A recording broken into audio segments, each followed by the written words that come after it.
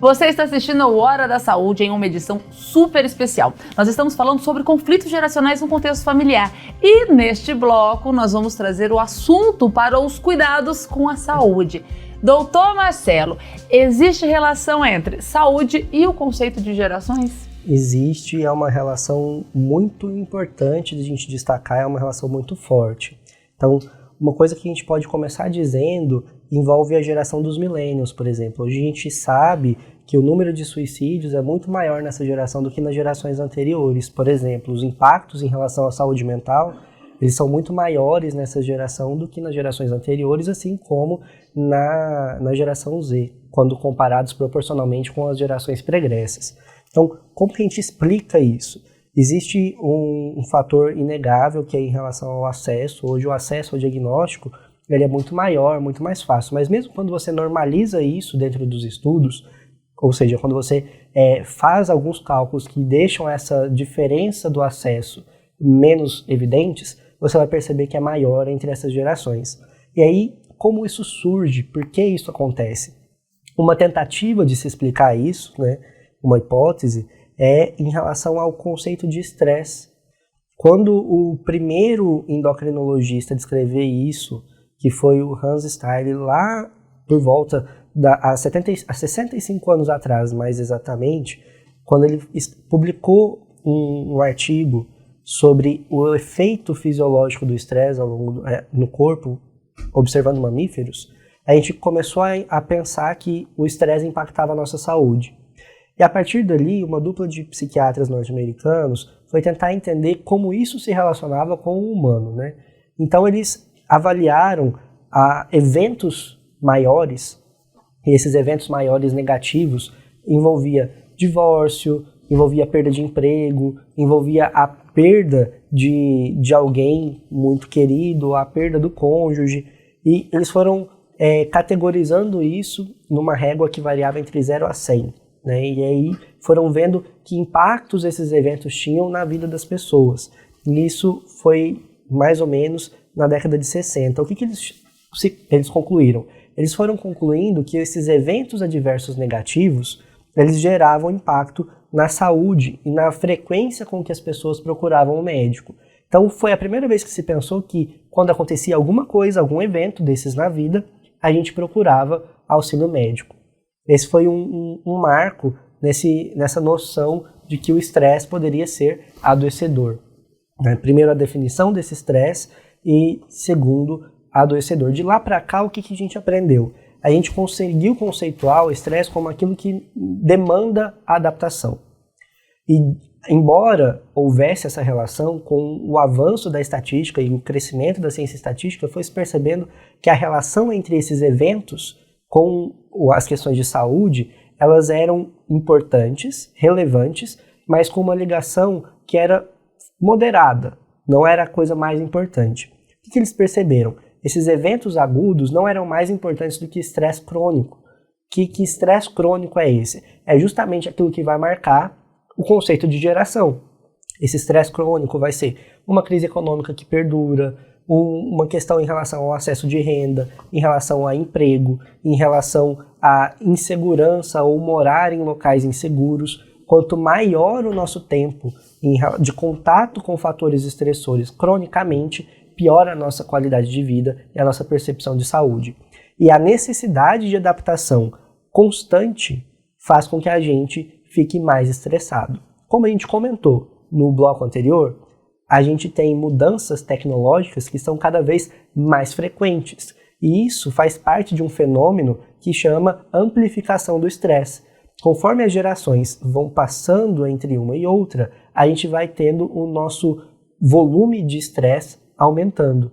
E isso é algo muito importante para a gente poder pensar em relação à nossa saúde, em relação ao nosso volume de exposição a tecnologias. Então, do mesmo jeito que a gente tem essa necessidade de adaptação em relação ao nosso estilo de vida, por exemplo, consumo de fast foods, coisa que é muito mais proeminente no momento atual do que anos atrás, a gente também tem a questão de necessidade de adaptação constante a mudanças, sendo muito mais presente hoje do que anos atrás.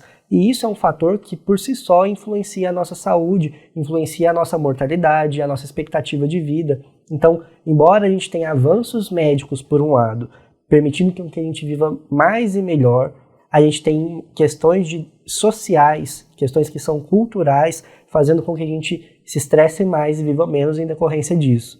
E aí hoje a gente vai tendendo a um ponto de equilíbrio, entendendo justamente isso, que é necessário adequar não só o nosso estilo de vida, mas também considerar dentro dessa adaptação do estilo de vida uma maior estabilidade, gerando quase que um sonho da estabilidade que o humano tem, essa necessidade quase que inata nossa de fixação em determinados pontos de segurança, pontos de apoio. E isso marca como a diferente exposição nossa a fatores que são maiores, sociais e que vão marcar as nossas gerações, influencia a nossa saúde. E isso para a gente falar só do ponto social, né? Quando a gente vai falar, por exemplo, do ponto de vista ambiental, morar na zona urbana na década de 40 era muito mais difícil do que morar na zona urbana hoje, em que a nossa malha urbana é muito maior. Assim como ter acesso à exposição de poluentes e de partículas em suspensão no ar na década de 40 era muito menos frequente do que hoje. E isso com certeza muda a nossa saúde física, né? A nossa exposição a agrotóxicos, por exemplo, e defensivos agrícolas lá na década de 40 era muito menor do que a nossa exposição a defensivos agrícolas hoje. E isso também muda a nossa exposição a fatores que são ambientais e que vão interferir na prevalência de doenças como o câncer, por exemplo.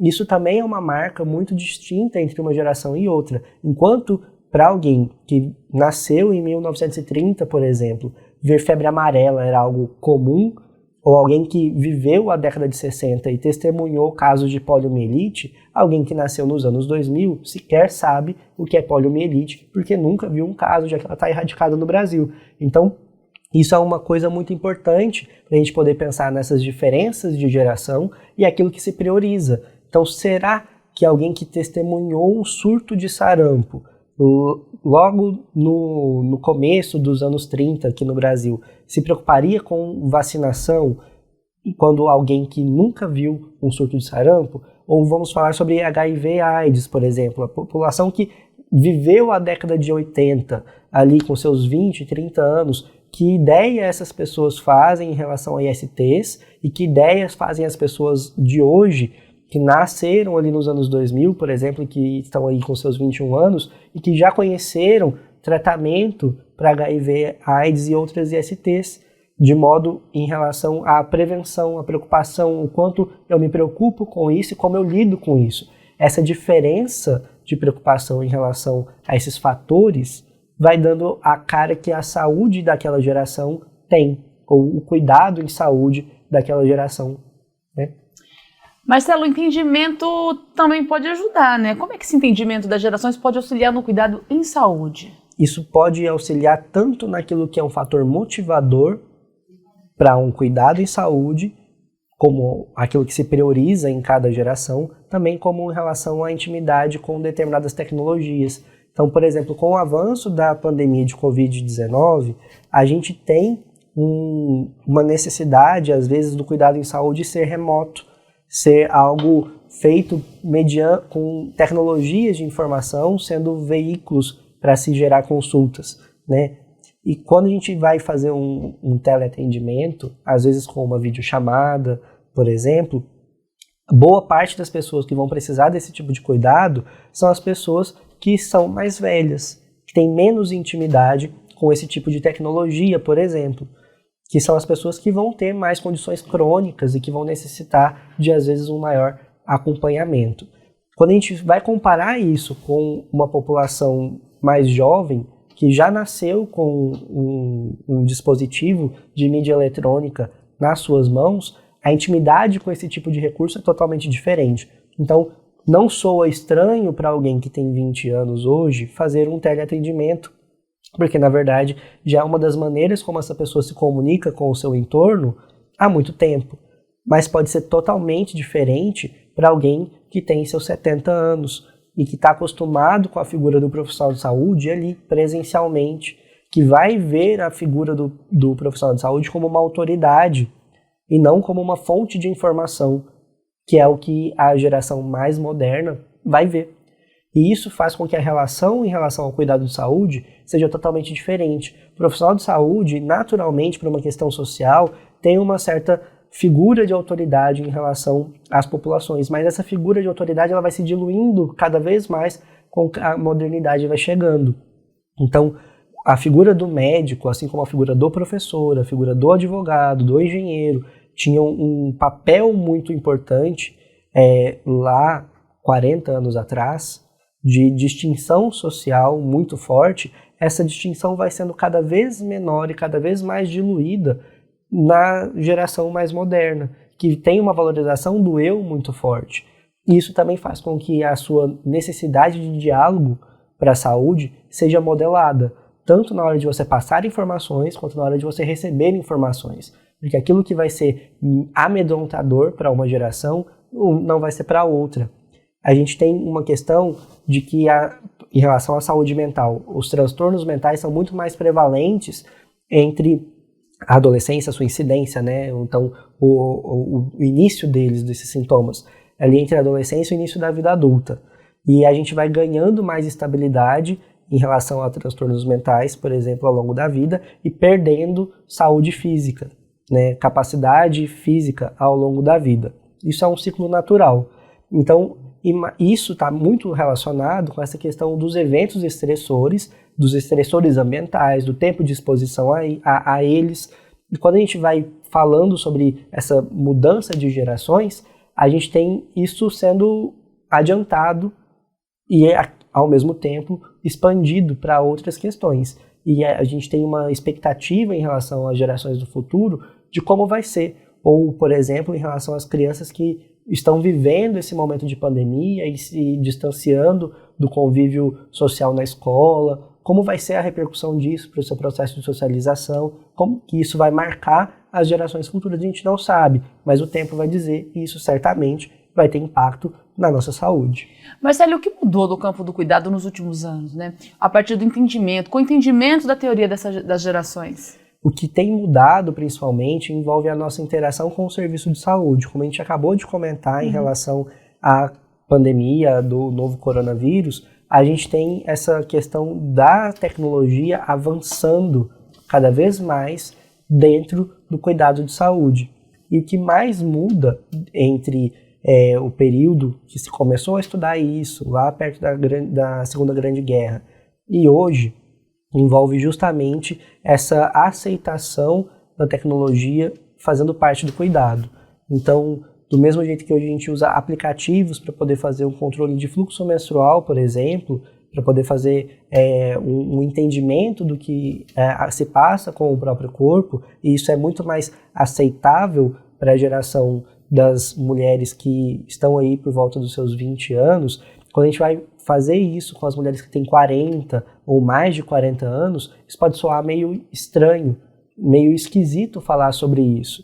E a gente tem que entender isso e ofertar esse tipo de cuidado com mais tranquilidade, com mais leveza, sutileza, entendendo os fatores que são motivadores para cada indivíduo e especialmente para cada geração, planejando o nosso cuidado com mais qualidade, com mais assertividade. Quais são as expectativas, Marcelo, em relação ao futuro, em relação ao conhecimento das gerações e sua repercussão nos cuidados em saúde? A gente pode esperar do futuro e do entendimento das gerações a criação de perfis cada vez mais precisos em relação ao que é a demanda de saúde de cada grupo populacional. Isso com o entendimento desse conhecimento, com a noção do quanto isso influencia quem nós somos ou das pessoas que somos no nosso tempo, vai fazer com que a gente consiga gerar conceitos de saúde cada vez melhores e, por consequência, um cuidado em saúde cada vez melhor. Marcelo, muito obrigada por aumentar o nosso entendimento sobre as gerações. Muito obrigado pelo convite e é sempre um prazer estar aqui. Você é sempre convidado, Marcelo. E você aí de casa também, muito obrigada por estar conosco em mais esse Hora da Saúde. Quer entender mais sobre conflito de gerações? Quer encaminhar esse programa? Vai lá. na nossa playlist no YouTube, youtube.com/Hospital de Amor, procura a playlist Hora da Saúde. A gente se encontra no próximo programa, até mais!